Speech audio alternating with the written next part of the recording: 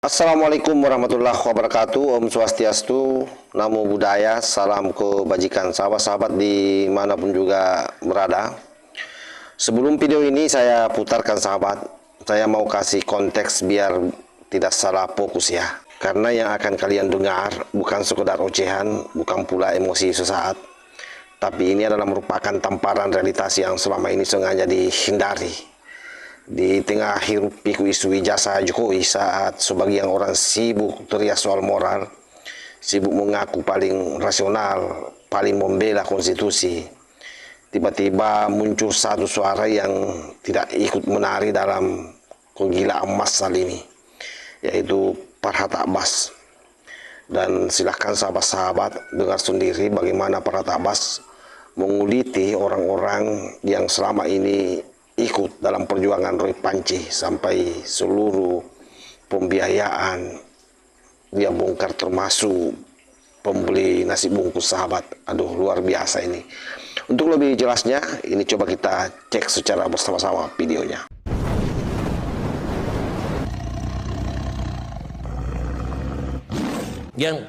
Kenapa Roy Suryo seperti itu? Ya. Kenapa tipe seperti itu? Ini. Menurut saya motifnya adalah ekonomi. Apa misalnya? Apa ekonomi? Apa misalnya? Kalau orang ada pekerjaan, ini setiap hari kerjanya begitu, makan mencari uang dari buku, penjualan buku. Nih ibu-ibu nih bantu jualan mereka kan, untung berapa kalian? Dapat royalti berapa kalian? Apa salahnya uang halal? Iya, berarti ada motivasi ekonomi. Bentar. Kalau tidak ada seperti itu mana mungkin? Ini mereka jualan teriak-teriak, ngejek-ngejek orang dan menghina-hina Pak Jokowi. Betul nggak? Enggak lah. Ikut jualan buku nggak? Itu di depan. Nggak, ini harus fair juga. Tapi ini loh, ini. Aiman, muter-muter banyak hal yang harus saya jawab ya. Iya, nanti saya kasih. Belum selesai. Gue ngomong. Sekalian jawab. Ini Farhad Karena Anda menyampaikan nanti saya beri kesempatan. Siapa Bu Mary? Bu Mary betul ya? Sebentar, kok nggak nyala? Jokowi nggak ada hubungan. Bentar. Belum on. Cek coba. Oke, silakan. Apa tadi dibilang kami jual buku? Memang kami jual buku karena itu salah satu bentuk kami untuk syiar, untuk kebenaran. Bukan komisi yang kami cari. Berarti Bentar. Saya mau tanya Bu, udah berapa buku yang Anda jual? Banyak. Saya udah beberapa ratus lah. Beberapa ratus. Ya. Berapa pendapatannya? Boleh nggak saya tanya itu? Boleh aja, kan itu kan wajar. Ya, kan buku pasti ada untuk penerbit, tapi komisi ke Anda berapa? Buku yang mana dulu? Ya semua buku kaitan ke kasus ini. Ya, ada dua buku, JWP sama Gibran Endgame. JWP sama Gibran Endgame. Kalau JWP itu 10% Mas, jadi itu nggak ada artinya Mas. Iya, berapa? Ada sebutan aja berapa kira-kira itu yang Anda dapatkan? Komisinya? Ya dikit lah Mas dibanding dengan Nggak banyak, Mas. Berapa? gerakan 1 juta kami. misalnya total? Lebih. 10 juta? Oh nggak nyampe. Oh, ya artinya kalau buat kecil sekali. sekian bulan nggak ada artinya Mas Mas Farhad. Aiman. Ya itu yang Untuk nampak. Belum lagi diketahui. orang di belakangnya kan. Bentar, itu Mas yang Aiman. nampak. Siapa yang menggerakkan? Siapa membiayai nasi Siapa yang bungkusnya? Siapa yang menggerakkan? membiayakan? Mas Eman, untuk diketahui, Bang Farhad ini berapa kali telepon saya loh. Kenapa? Mungkin dipikirnya, berapa kali ngajak saya ke tempat Jokowi? Ngapain saya ke rumah Jokowi? Nah, dia ngarang Ngaku! aja. Saya punya data komunikasi dengan dia untuk kepentingan apa? Iya. Gak pernah saya ngajak dia ke Jokowi. Iya, Main dosa telepon. lo, Mas, Tapi dosa saya lo. jelaskan, saya mengajak kalian semua yang menghina Pak Jokowi, ayo ke Solo, minta maaf. Kenapa? Kamu yang minta maaf sama Pak Jokowi. Resiko Kamu. penjara, kasihan keluarga kalian, karena sudah sangat menghina aja.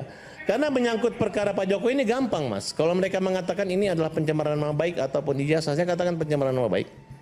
Persoalan ijazah tidak ada masalah. UGM menyatakan itu asli. Rektornya diperiksa dan lain sebagainya. Kenapa harus dipersoalkan? Rektornya aja 2 kali salah tanggal gimana? Ya, tidak ada masalah. Yang jelas Tidak ada masalah. Aduh, kacau ini. pasal terkait undang-undang dan pencemaran nama baik itu yang menyangkut bahwa itu yang akan mengantar Anda ke penjara dalam waktu dekat. Sahabat-sahabat sekalian, setelah kita mendengar pernyataan Farhad Abbas ini, satu hal langsung kelihatan jelas. Ruangan mendadak sunyi. Roy Suryo dan tim pengacaranya yang biasanya paling rajin konferensi pers, paling semangat pegang mikrofon, paling keras.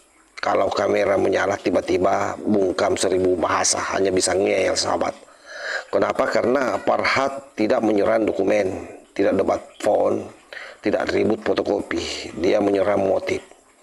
Farhad menyebut apa yang dilakukan oleh Roy Suryo CS sebagai halusinasi politik.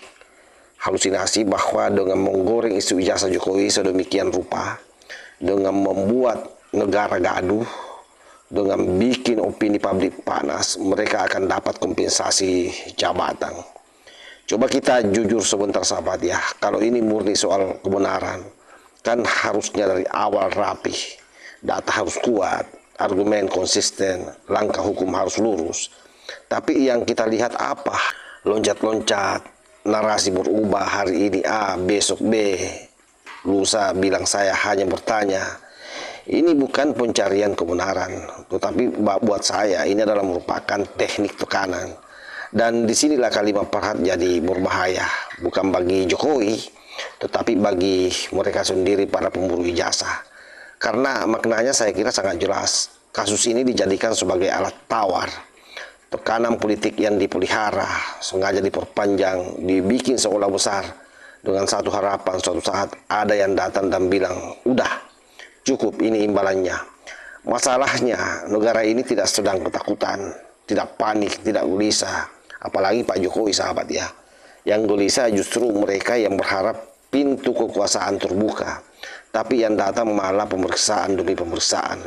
Makanya narasi mulai aneh, mulai emosional, mulai main perasaan. Karena saat mimpi tidak kunjung jadi nyata, yang muncul biasanya adalah ngigau. Dan Farhad Abbas dengan satu kalimat santai meruntuhkan semua ilusi itu. Jadi sekarang kita paham sahabat, ini bukan drama ijazah, ini drama ekspektasi yang terlalu tinggi menurut saya. Bukan Jokowi yang ketahuan panik, yang panik justru mereka yang berharap imbalan tapi cuma dapat kenyataan. Negara tidak bisa ditekan dengan kegaduhan, hukum tidak bisa ditawar dengan opini, dan jabatan tidak diberikan kepada mereka yang menjual konflik. Kalau mau cari kebenaran, saya kira dengan data dan fakta. Kalau mau cari panggung, ya jangan kaget kalau lampunya mati.